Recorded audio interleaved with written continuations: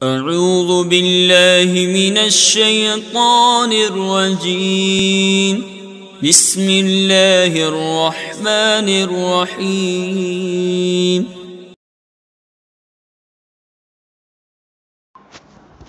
عزیز طلبہ، السلام علیکم ورحمۃ اللہ وبرکاتہ۔ میں محمد ناصر حسین مصباحی، استاد دارالعلوم غریب نواز الہ آباد سے جماعت رابعہ کے تمام طلباء سے مخاطب ہوں۔ آج 18 اگست 2020 کی تاریخ میں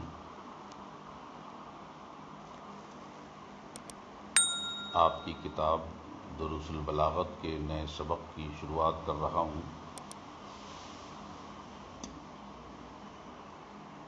آپ لوگ اپنی کتابوں کے ساتھ موجود رہیں، عبارت خوانی کرتے رہیں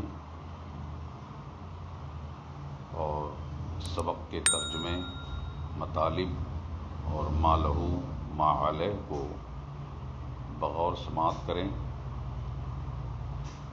اس کے ساتھ اگر ممکن ہو تو ان کی تکرار بھی کرتے رہیں اور اسباق کا اعادہ بھی کرتے رہیں۔ اس طرح وقت کا فائدہ اٹھائیں اور تضییع اوقات سے بچیں۔ ابھی تک آپ نے جو کچھ پڑھا ہے اس میں انشاء کے باب میں جو 2 قسمیں بتائی تھی، انشاء طلبی اور انشاء غیر طلبی۔ انشاء طلبی میں امر، نہی، استفہام، تمنی، ندا وغیرہ کی بحث ختم ہوئی۔ پھر امر کا معنی اصلی یا نہی کا معنی اصلی اور معنی غیر اصلی، ندا کا معنی اصلی اور ندا کا معنی مجازی، تمنی کا معنی اصلی اور تمنی کا معنی مجازی، سب کچھ آپ کو موقع محل کے اعتبار سے ان معانی کا استعمال کرنا اور ان معانی کو مراد لینا آپ کو اشارتاً اور کبھی کبھی تفصیلاً بتا دیا گیا۔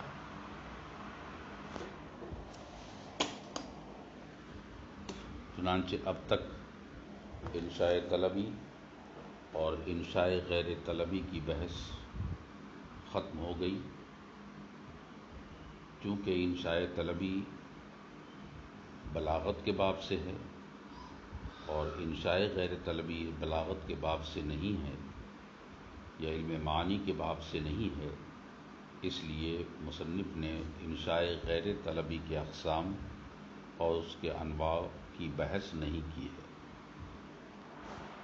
اب یہاں سے مصنف تذکرہ فرماتے ہیں نئے سبق کا۔ نئے سبق کا آغاز انہوں نے یوں کیا: الباب الثانی فی الذکر والحذف،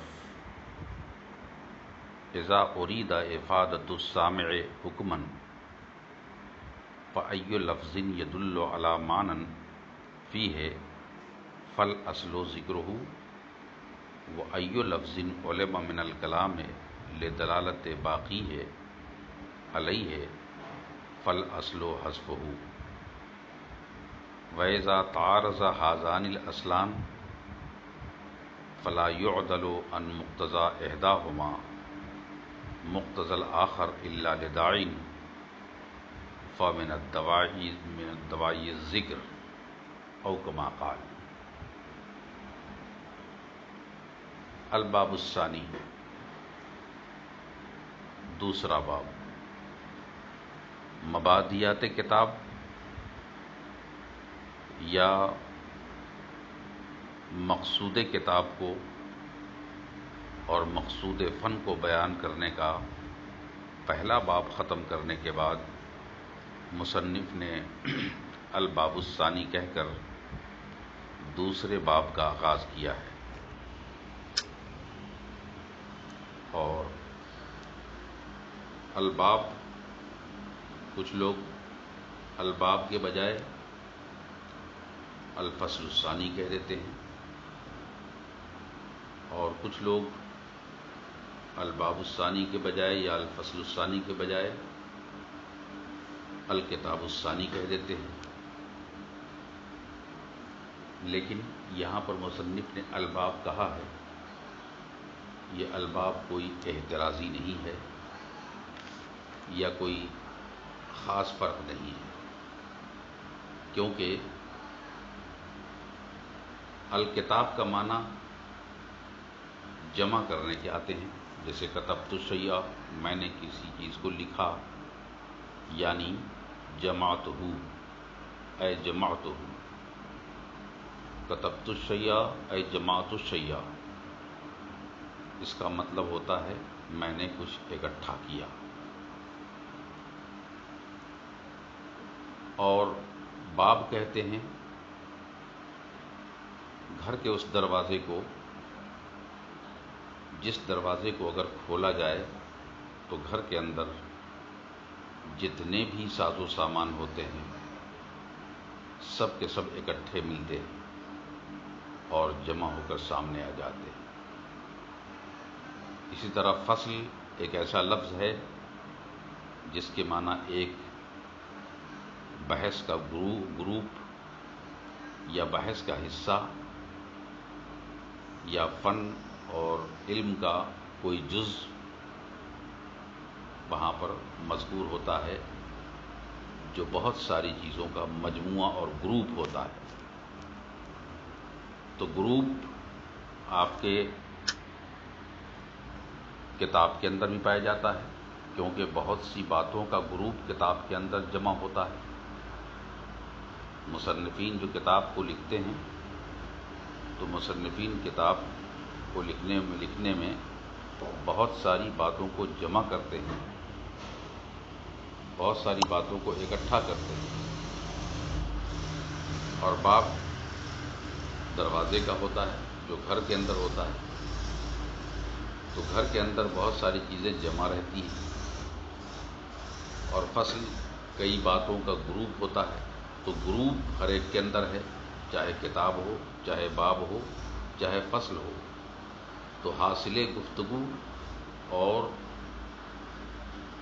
اس کا نتیجہ یہ نکلا، چاہے فصل الثانی کہا جائے تو وہی بات ہے، چاہے باب الثانی کہا جائے تو وہی بات ہے، چاہے کتاب الثانی کہی جائے تو بھی وہی بات ہے۔ کیونکہ کتاب الثانی کہیں گے تو ذکر و حذف کے جتنے متعلقین اور متعلقات ہیں اس سے بحث سے متعلق سب اس کے اندر مجموعہ پائے جائیں گے۔ کتاب الثانی کہیں گے تو ذکر و حذف کے جتنے بھی ابحاث ہیں، جتنے بھی جزیات ہیں، جتنے بھی پہلو ہیں، سب اس کے اندر گروپ بن جائیں گے۔ فصل الثانی کہیں گے تو بھی ذکر و حذف کی ساری بحثیں، سارے پہلو کا اس میں ذکر ہوگا جو گروپ کی شکل میں آئے گا۔ غرض کے مصنف کے اوپر کوئی اعتراض نہیں ہو سکتا کہ انہوں نے الکتاب الثانی کیوں نہیں کہا، الباب الثانی کیوں کہا، یا الفصل الثانی کیوں نہیں کہا، الباب الثانی کیوں کہا۔ یہ چیز قابل اعتراض نہیں ہے، کیونکہ کتاب کا، باب کا اور فصل کا ہر لفظ کا مال و انجام ایک ہی ہے، اور وہ ہے چند باتوں کا، چند جزیات کا اور چند مسائل کا گروپ جو اس میں بحث کی جاتی ہے۔ تو مصنف نے کہا الباب الثانی، الباب الثانی، اب دوسرا باب شروع ہوتا ہے، اور وہ باب کس کے بارے میں ہے؟ انہوں نے خود فرمایا فی الذکر والحذف، ذکر اور حذف کے بارے میں۔ ذکر کے معنی آپ جانتے ہیں، یاد کرنے کے آتے ہیں، اذکرنی فاذکرکم، تم مجھے یاد کرو میں تمہیں یاد کروں گا۔ ذاکر اس بندے کو کہتے ہیں جو رات دن اللہ تعالیٰ کو یاد کرتا ہے۔ مذاکرت آپس میں بحث و مباحثہ کہتے ہیں، اور مذکر یاد دلانے والے کو کہتے ہیں۔ اور پھر یہ کہ تذکرہ بھی اسی سے بنا ہے، جس کے معنی یاد کرنا۔ غرض کے عربی لفظ کی یہ خصوصیت ہے کہ جب ایک لفظ عربی کا معنی پایا جاتا ہے اور کئی معنی اس میں شامل ہوتے ہیں، تو اس کے ہر معنی کے اندر آپس میں ہر معنی کے اندر ایک مناسبت سی پائی جاتی ہے،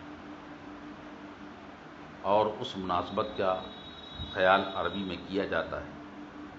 جیسے ذکر ہے تو اس میں جو ہے یاد کرنا ہر جگہ پایا جائے گا، چاہے وہ ذکر ہو، ذاکر ہو، مذکر ہو، مذکور ہو، چاہے متذکرہ ہو، چاہے تذکر ہو، چاہے مذاکرہ ہو، چاہے جو بھی ہو، جتنے بھی الفاظ آئیں سب میں ایک چیز جو ہے مناسبت رکھتی ہے، وہ کیا ہے؟ یاد کرنے کی، یاد کرنا، ذکر کرنا یاد رکھتا ہے۔ بھلے ہی وقت اور موقع محل کے لحاظ سے اس کے معنی الگ ہو جاتے ہیں، ہے نا؟ فَأَنْتَ مُذَكِّرٌ لَسْتَ عَلَيْهِمْ بِمُسَيْطِرٍ، اے نبی آپ انہیں یاد دلاتے رہیں، آپ کو ان پر مقرر کر کے نہیں بھیجا گیا ہے۔ اے نبی آپ صرف انہیں یاد دلاتے رہیں، ان کے فرائض کی، ان کے واجبات کی اور ان کی ذمہ داریوں کی یاد دلاتے رہیں، انہیں ان پر آپ مسلط نہ ہوں کہ وہ آپ کی بات کو نہیں مانیں گے۔ یہ ہے انت مذکر لست علیہم بمسیطر، یہ ہے قرآن کی آیت۔ تو ذکر سے مراد کیا ہے؟ یاد کرنا۔ اور حذف سے مراد کیا ہے؟ حذف کا معنی آتے ہیں لغت میں گرا دینا، حذف کے معنی لغت میں آتے ہیں گرا دینا، اور گرانے کا ایک معنی کبھی کبھی ترک بھی لیا جاتا ہے، ترک کے معنی چھوڑ دینا۔ لیکن حذف میں اور ترک میں فرق ہے۔ حذف یہ ہوتا ہے کہ جب کلام کے درمیان کوئی لفظ آپ حذف کرتے ہیں یا اسے گراتے ہیں، تو گرانے میں یہ ہوتا ہے کہ لفظاً وہاں پر آپ اسے ساقط کر دیتے ہیں، لفظاً وہاں پر آپ اس کو محذوف کر دیتے ہیں، لیکن معنن اور مقدرن وہاں پر معنی مراد ہوتا ہے اس کا، تو اس کو ہم حذف کہتے ہیں۔ لیکن یہی حذف کبھی اس طرح ہوتا ہے کہ اسے ترک کہتے ہیں، یعنی وہاں پر بھی لفظ مذکور نہیں ہوتا، ترک میں بھی لفظ مذکور نہیں ہوتا اور حذف میں بھی لفظ مذکور نہیں ہوتا، لیکن دونوں میں بڑا فرق ہوتا ہے۔ حذف میں یہ ہوتا ہے کہ لفظاً مذکور تو نہیں ہوتا، لیکن معنن وہاں پر وہ مراد ہوتا ہے، مقدر ہوتا ہے۔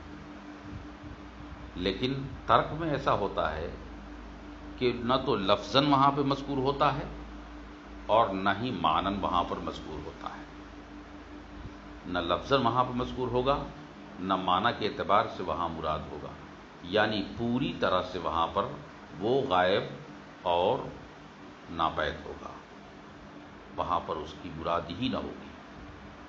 تو یہ دوسرا باب ذکر یعنی یاد کرنے کے بیان میں، اور حذف یعنی گرا دینے کے بیان میں ہے۔ تو گرانے اور یاد کرنے کے اس بحث کو انشاءاللہ وقت ختم ہو رہا ہے، پھر اگلے سبق میں اس کو ہم بیان کریں گے۔